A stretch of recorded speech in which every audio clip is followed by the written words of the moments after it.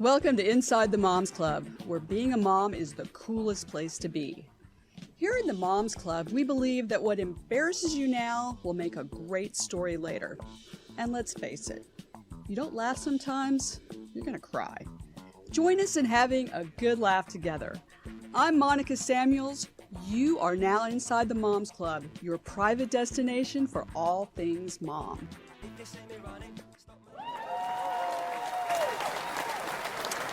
Welcome, moms. Welcome to Inside the Moms Club. I'm Monica Samuels, and I'm here with my co-host, Jennifer Marsh, and we are so excited that you could join us today. And we've had an interesting week. As always. Well, your son, you just got your son a car, and our youngest son, he had a car, but he wrecked it. So we should have taken the advice of that great mom philosopher, Irma Bombeck, who said, never loan a car to someone you gave birth to. And I guess I would follow, never give a car to someone you gave birth to. So how's it going? How's it going there with Sam and his new car? Well, as life would have it, it was been a crazy week, and it's so hard to get a car because of the pandemic. Used car, news car, they're all sort of sold out everywhere. In fact, where we actually ended up getting the car, we drove into the dealership, and there was like 20 cars on the entire lot. And it's because it's the only car dealership that's not marking up the cars. It's crazy that it feels like a win to pay MSRP right now, but it absolutely does. Yeah, it is a win. But he had been driving my car, and I had been driving this very old car that my nephew left because he's worked for us this summer. And anyway, we was just kind of this crazy musical chairs with cars, and we never knew who was driving what car, who had whose keys. And so it was like every morning it was like this scramble. And so I'm so glad he's finally driving, but I forgot in this whole mess to actually process that he's out on the open road by himself in a car he hasn't driven that much. And so thankfully he really only drives one route. So that's how I'm sleeping at night. Try not to think about that. Yeah. Because, as you know, our son wrecked his car in a solo accident. He was very lucky he wasn't killed because he did hit a tree on someone's ranch because he lost track of where the road was. Because it was dark. It was dark, and he was making a rescue. Actually, that's his story. It's a great story. But now he's complaining like, when am I getting my new car? When am I getting my new car? Well, I'm sorry, you're the one that wrapped it around a tree, so we can't really help you there. It's a pandemic, and so it's a little hard these days. But boys are a challenge. Like your oldest child's a girl, and I have two boys, so I only know what boys are like. But I just came back from Parents' Weekend and got to see my son's fraternity house and see his room, which we first walked in, my husband and I, and his first remark was, it just needs a vacuum. We just need a vacuum cleaner, Mom. I'm like, no, not unless your vacuum has this massive sucking thing that just takes everything out of the room, because it was the biggest mess I've ever seen in my life. But that wasn't just him, it was his roommate too. Mm-hmm. So it's and then the Parents' Weekend was a little different because he didn't know what to do with us. It's like, I feel like if I had a daughter, she would have planned, like a nice lunch or something cool. Our son, he just didn't really know like what he was supposed to do with these people who... My favorite part is that you ate lunch at the fraternity with him, and you ate like as if you were a brother. They just That's ate true. The fraternity lunch. Well, this is what's hilarious too, is because the parents all thought, oh, it's a brunch. We're going to have, probably catered it in or whatever. No, we ate what they eat. So whoever planned this, and my husband kept complaining. He said, who's the social chairman of this? Your social chairman needs some work. But turns out it's your son, right? Or he wants to be. No, I better not be. Okay. I hope he's not. Yeah, having son. So you have your oldest child's a daughter. So what's the difference? I mean, Sam's a great kid, but I'll give you a little bit of a window into this. So this summer, my daughter came home from college with her boyfriend, and we have these two puppies, and we call them the criminals because they're really good generally, but when it comes to socks and underwear, if they're left on the floor at all, they're like a heat-seeking missile. They can find it. So when and I said, listen, you just have to keep your doors closed while you're here, or every morning the dogs will come into your room and they will steal your things. So, literally, I just met him We don't know him that well. He's staying at our house, and he couldn't seem to keep his door shut. And it's just like, I don't know, boy ADD brain or something, but he couldn't keep the door shut. And every morning I was presented with a pair of my daughter's boyfriend's underwear. And I mean, That's the awkward. dog Otis is so proud of himself. Yeah. And the same thing happens with my son, actually. And he, this is his dog essentially. So he knows this is going to happen, but I'm like, you just have to close your door. That's it. Just close your door. Or God forbid, put your things in the laundry, hamper. That would be the most ideal situation. But so when he got his car, he said, Mom, I'm so thankful. I'm so thankful. What can I do? And I was like, could you just pick up your underwear and socks? That's it. That's all I ask. That's okay. That's a good bargain. Well, and that reminds me too of the big revelation over the weekend at the fraternity house is they only have one working washing machine that they all have to share, like 200 of them. And so one kid whose mom was, she was sitting there while they were explaining this, and Chase said, "Well, I'm all good because I've already washed my clothes." Fortunately, Chase has a ton of clothes, so he has enough to last a few weeks. But this kid was telling his mother, "Oh yeah, I've just been wearing the same dirty clothes over and over again." So, I mean, it's just guys, They're adaptable, I guess you could say. They are adaptable. So, sometimes you just need a little magic, to kind of, when you got boys, you've got to get the magic going. And we are so lucky today that we have a very magical guest and who totally knows what we're talking about and then some, because she is the mother of 6 boys. Erin Murphy, who is known around the world as Tabitha from Bewitched, and has also been a casting director, a makeup artist, a fashion stylist, an acting teacher, a voiceover actress, a motivational speaker. She's been a stunt double. She's a co-owner of a company called Slim Chillers, which she'll tell us more about shortly. I mean, this woman has done everything and raised 6 sons. We are in awe of you. Welcome, Erin Murphy, to the Inside the Moms Club. Welcome, Erin. Hello, nice to be here.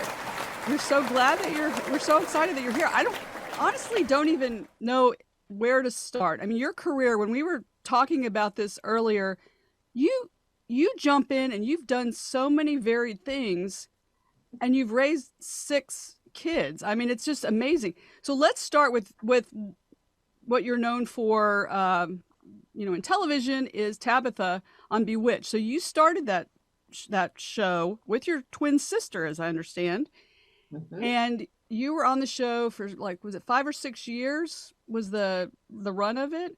What was that like being the show ran for 8 years. I was on for 6. Oh, wow. So what was that like being a child actress at that time? I mean, that's just a different life. Did you go to school with other kids and were you on the set, or was it all on the set? And then what was that like?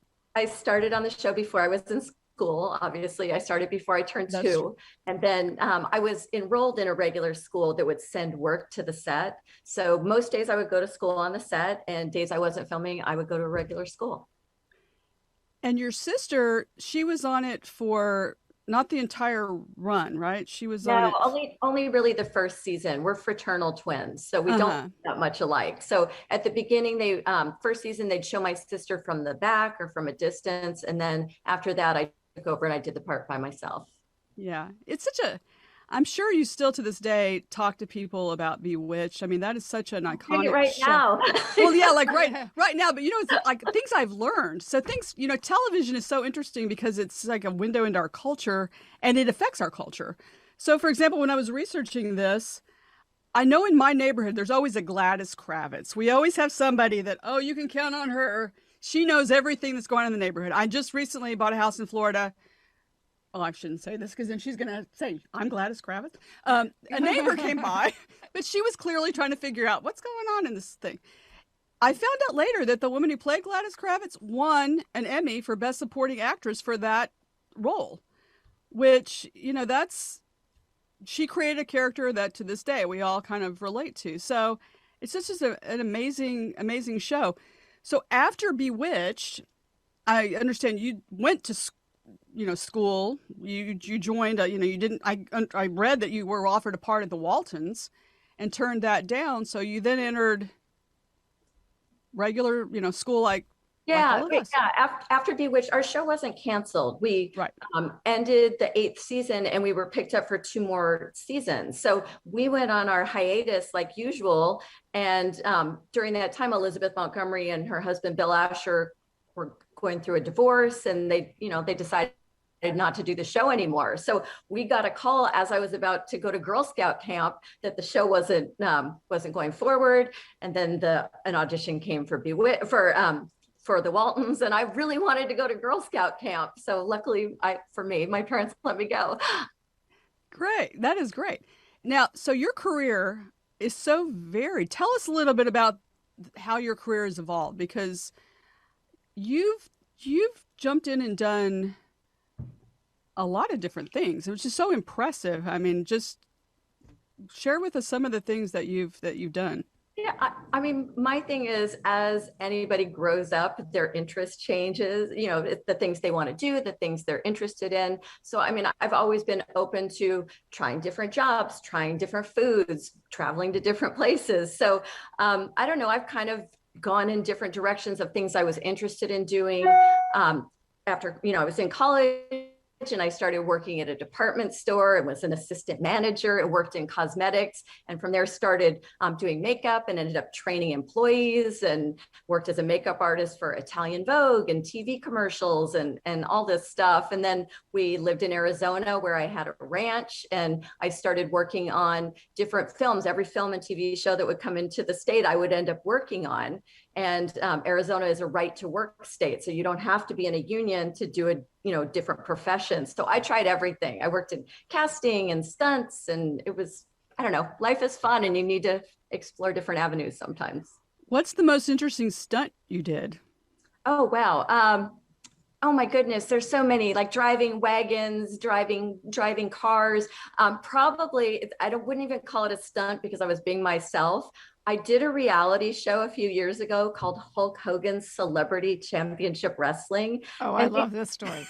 And it's a for great one. CMT, or Country Music Television. So they trained me to be a wrestler. So it was a group of actors and athletes. And I mean, Dennis Rodman was on the show, and Danny Bonaducci, and all these different people. And I was a mom. I mean, I was a mom with 6 kids, and I thought I'm fearless because it's life. So I've consider myself pretty fearless. So I did wrestling, and they had us jump off, like huge things onto those bags that deflate. And I wrestled with Dennis Rodman and Dustin Diamond. And I love your moniker. You are the mistress of mayhem, AKA mom. Yes, that's perfect. Yeah. Thank you. I had never even seen wrestling before. And my agent got a call, that they had an offer for a job. It wasn't an audition, that they had an offer for a show. And the way it was pitched to us is, it's like Dancing with the Stars. And I said, go on. but it's wrestling. So their premise was that it was like Dancing with the Stars. Not so much, but it was a fun show, and we had to come up with our own personas. And so mine was the Mistress of Mayhem, otherwise known as Mom. I love it. That is perfect. So you, as we mentioned, you have 6 boys. How far apart are they in age, and how did you manage that with your career? It's all about juggling. I mean, I think we're all moms here, so we know it's all about kind of finding the balance between family and children, husband, work, if you want to do that, volunteering, friends, kind of having a well-rounded life. So it's juggling. And what I've always told all of my friends, they say, how do you have 6? Any more than 2, like more than you can hold on to, it's all the same. So 3 kids, 6 kids, they start following you like ducklings at some point. So it's kind of all. Yes, you have an entourage. Yeah. Yes. But the youngest, I didn't even answer your question. Youngest just turned 18. Oldest is, oh my gosh, 35, 36. He's old. I have old kids. Well, we have a variety of ages ourselves. And the youngest son, I guess, so he's autistic. Is that correct? No, my second youngest. Oh, okay. My 20-year-old has autism. So that's another, challenge for you, I would think. Or you had to, you as a mom, we always have to, be the volunteer or learn about new things. So I imagine you had to jump in and learn a lot about that, something that you weren't. Absolutely, absolutely. Autism has become so prevalent in recent years. It wasn't even something I was familiar with growing up, but I had always volunteered at special needs places and therapeutic riding stables. So I was familiar with the diagnosis of autism, but each child on the spectrum is so different. So with our son Parker, my goal was always just to make sure he was happy. So kind of figuring out what he's interested in, and it changes. So I mean, he wasn't speaking until he was, 7, and he still only has limited language. But one day at Thanksgiving, he went from not speaking to singing Beatles songs. So he sang, Oh, wow. Love Me Do, start to finish, and everyone was crying because music somehow got to him.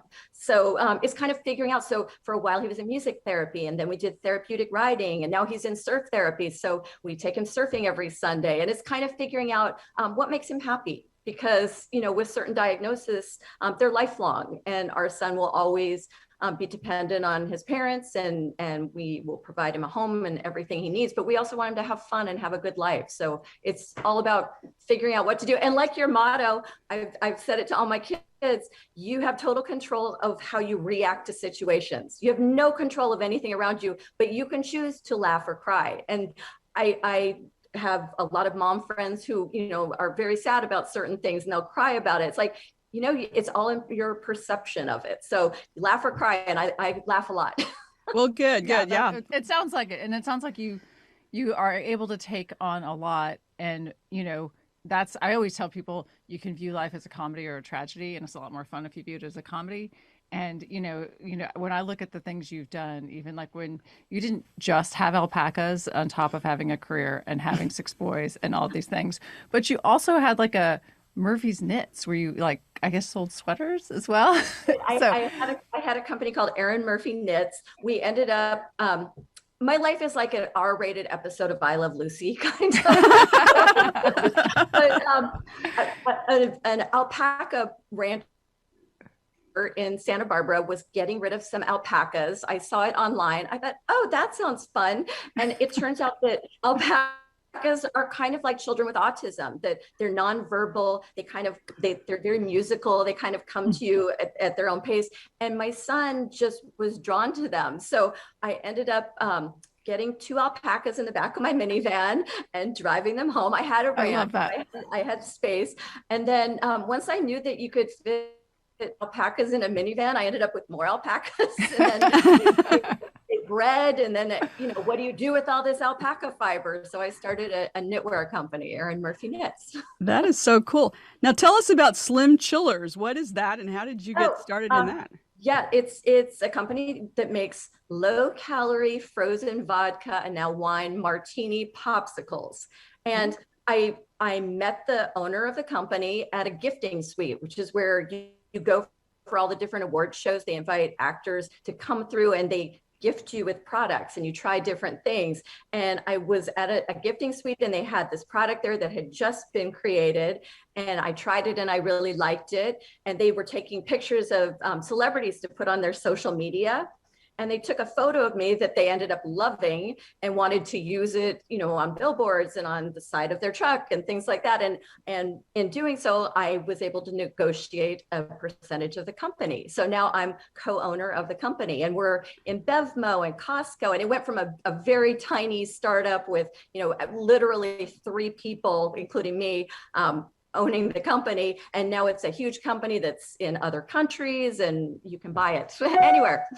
That is great. I think all moms, you know, we have a lot of that is part we of have the a lot comedy. of moms club events. That's a good thing to have at a mom's. Plus, it's low calorie. That's especially helpful these days. So, I think that's great. They're like Otter Pops. Remember those when you were a kid? Only for I do.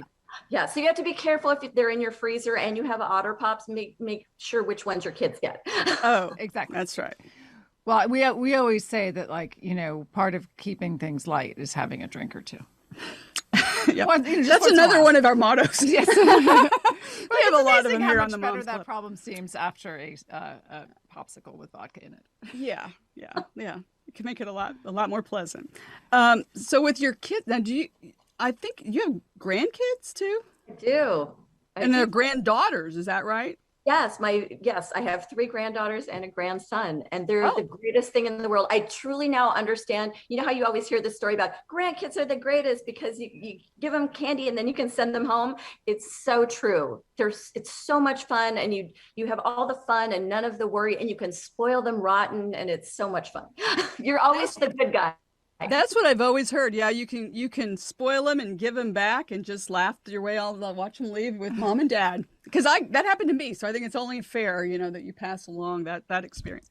Well, we are very excited, Erin, to have with us also our special correspondent to Inside the Moms Club. She is the co-host or one of the hosts of Sirius XM Hits One Morning Mashup, Nicole Ryan. Nicole, welcome back to the Moms Club.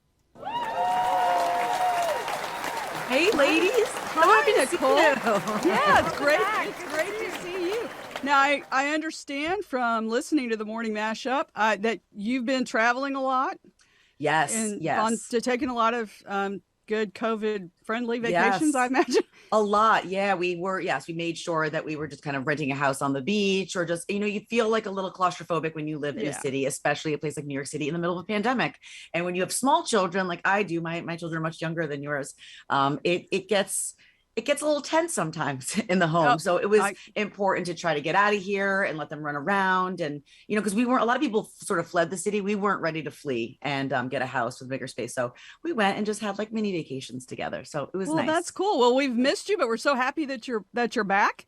And we're going to introduce you to Erin and see if you have any questions for Erin. First of all, Erin, I'm in awe of you. I started sweating when they said 6 kids, as I know that everybody else probably did.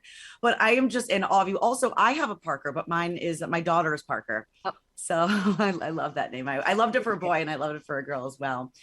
Do you find though, or did you find with them growing up, because I am in awe of large families, that they sort of become like mini families, like the oldest siblings become like mini moms or dads and they start taking care of each other? And is that one of the ways that you, I don't know, sort of work through the challenge of having a large family?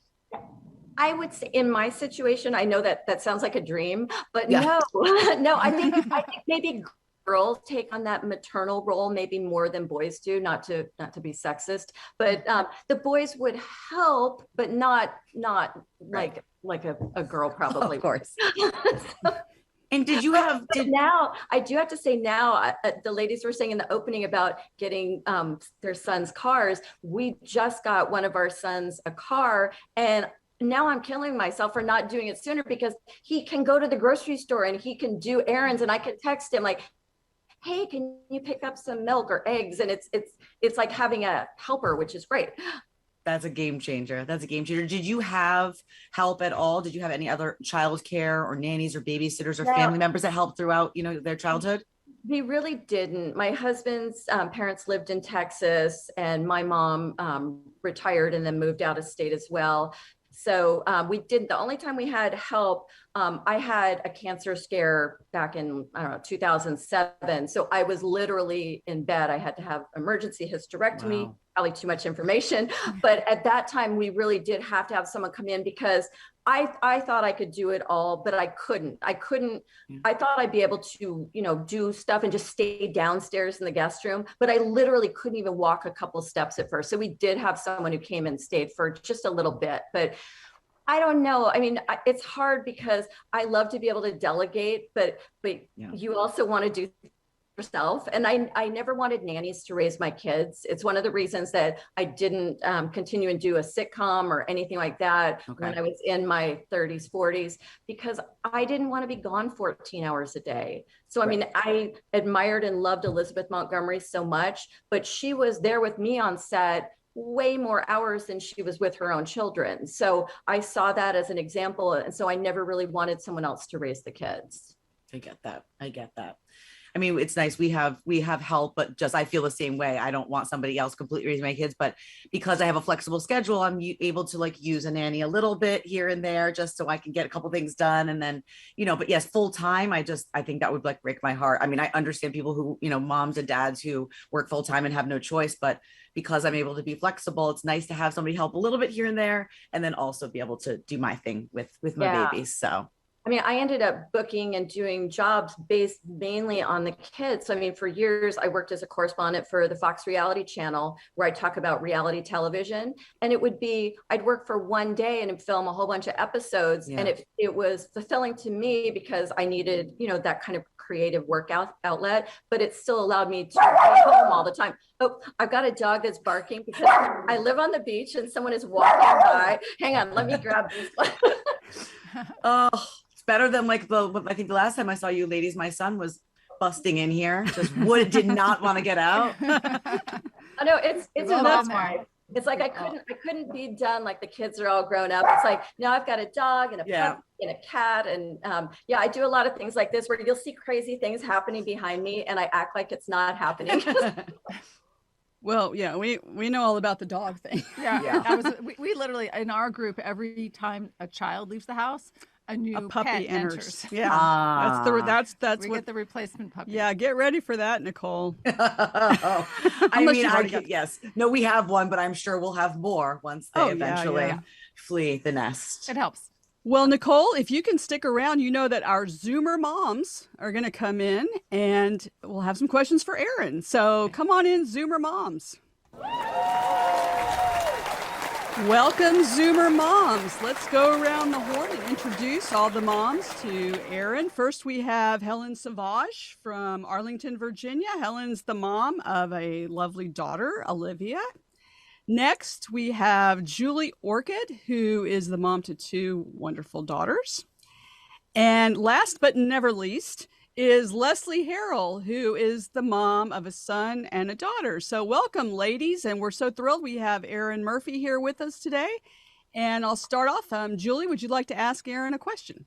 I would. I mean, I'm never lost for words. So, Erin, I am amazed by your story. It's so cool. But I think I turned 50 this year. I'm at college this weekend with my daughter in North Carolina visiting her. And it's time to start thinking about what would be next and what advice do you have for people that want to try new things? And where do you get the courage to do that? Or where can people dig deep to get the courage to do that? I mean, you have so many things that you've tried. Yeah. Now, I'm a big believer in trying new things. I've done it my whole life, and I'm older than you. I'm 57.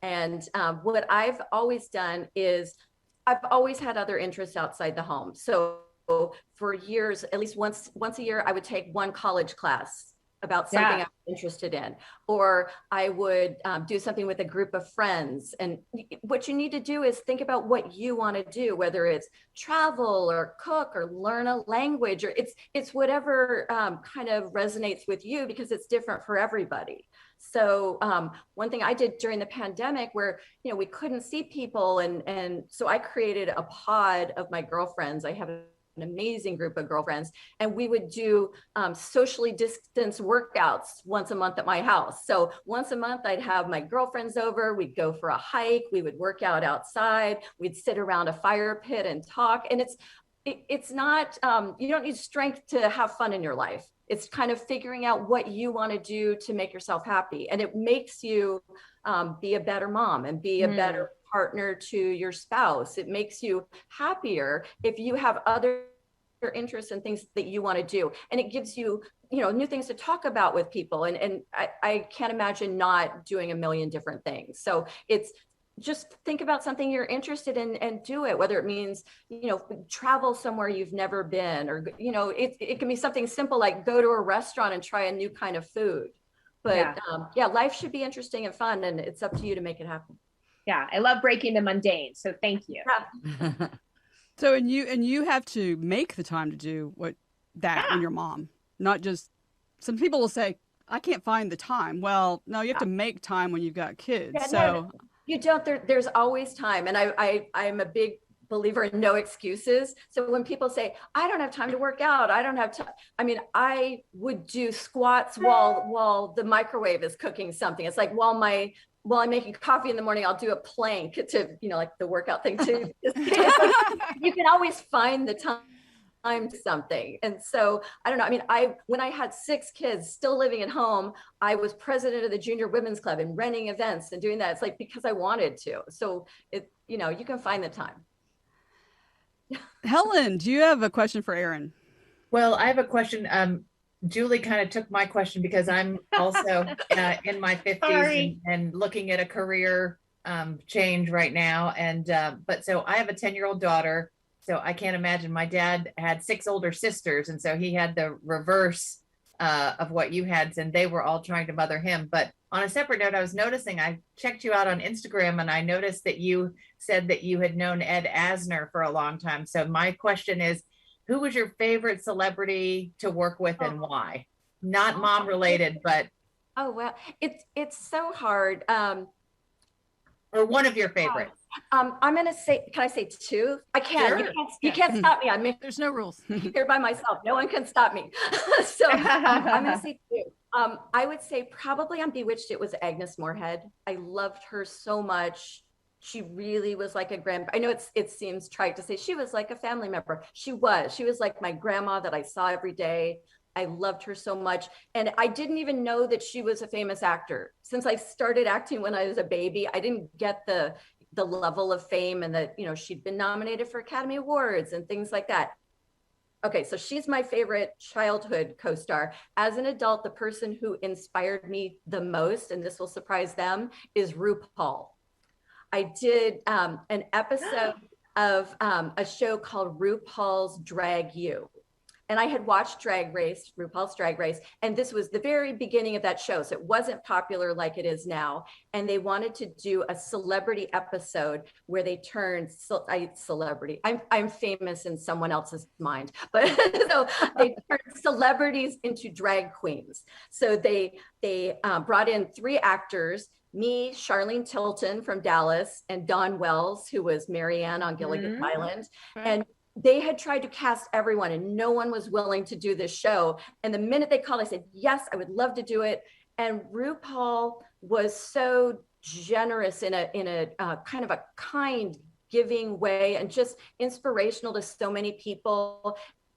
The entertainment business can be kind of rough, where people aren't always so kind to others. But I remember I was about to go out dressed like this beautiful drag queen, and RuPaul looked at me and was wearing these bracelets, and she took them off and said, here, wear these, and put her bracelets on me. And it was just such a lovely moment. And I've seen Ru transform people's lives. So those are my 2.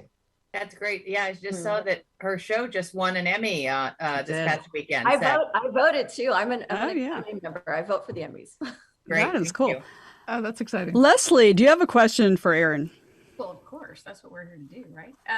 Yeah, I mean, you know, now to me, you know, we've talked a lot on the show about like different phases of our life, and you know, you've done so many things, and you've had so many distinct phases, and now, as you said, you're older kids, now you're a grandmother and all that.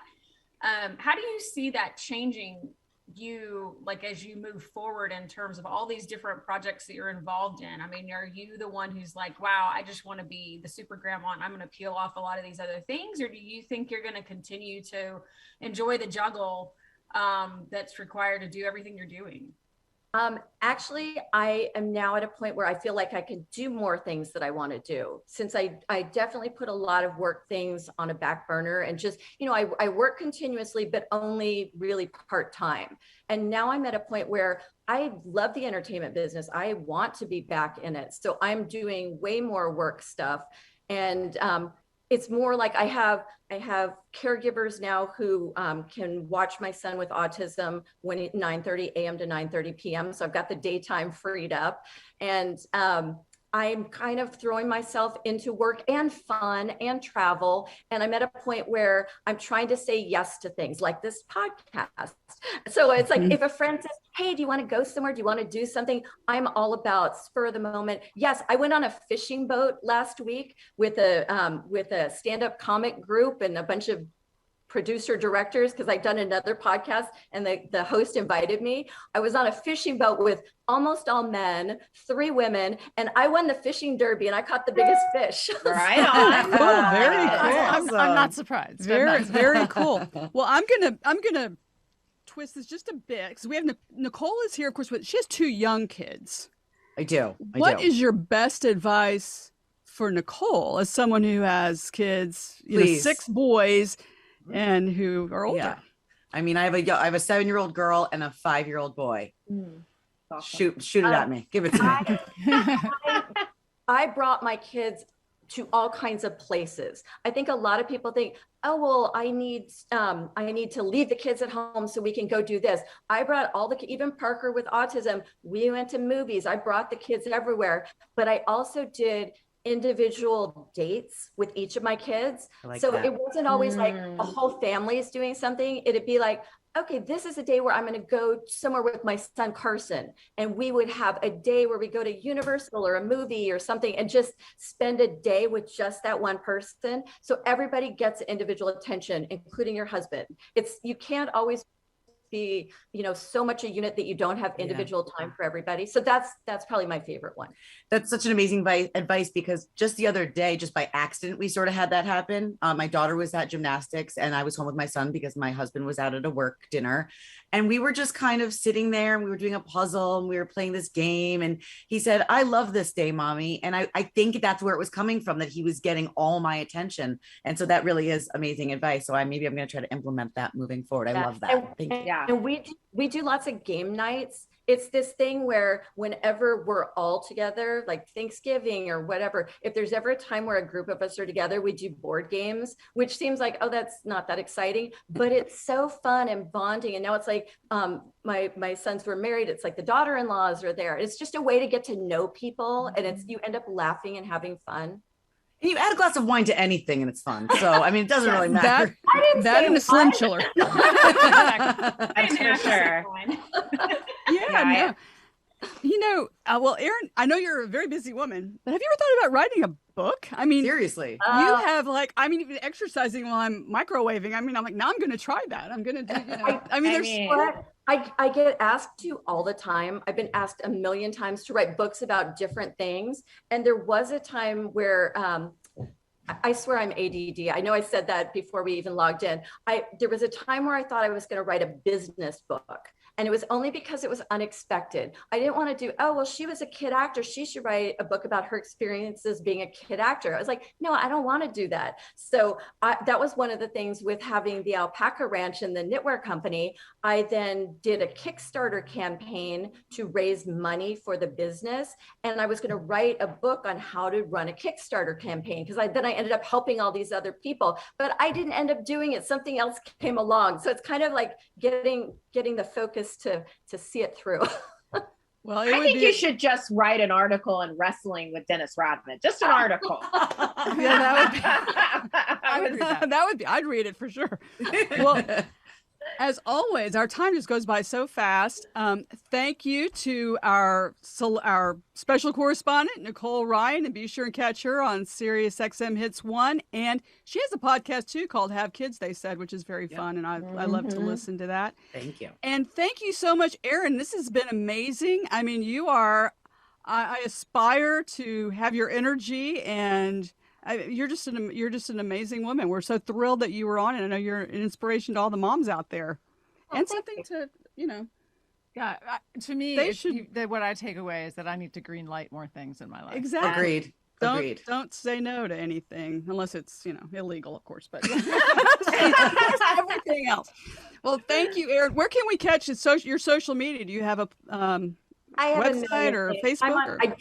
I probably have a website I don't know about, but I'm on Instagram, Facebook, and Twitter. I mean, if you Google me, you'll find out way more than you want to know about me. So, well, great. Well, thank you so much. It's been amazing to have you on, and we also want to thank our sponsor, What's Behind the Game, which is a podcast for young people to hear professional and collegiate athletes talk about what programs they did to get where they are today, and then to inspire our next group of sports superstars. You can find What's Behind the Game on iTunes and Spotify or wherever you find podcasts. You can find us at InsideTheMomsClub.com or on our Instagram at Inside the Moms Club, and on Twitter at Inside the Moms Club. And I also want to share on our Facebook page, we are about to embark on some really exciting things on our Facebook page and on Instagram. We're going to have giveaways. We're going to invite your mom's club in your local area. All of you out there have your friends that are moms. I even heard Erin say she's got a group of great mom friends. We're going to invite you to participate a lot on our site. So be looking for that on social media. Well, I can't believe it's already, time is over now, but we'll be back next time with celebrities and extraordinary moms just like you. We know that your me time is precious and valuable. Thank you so much for spending some of it with us. Remember our motto, if you don't laugh sometimes, you're going to cry. Keep laughing out there, moms. Keep having fun. We'll see you next time on Inside the Moms Club. Bye for now.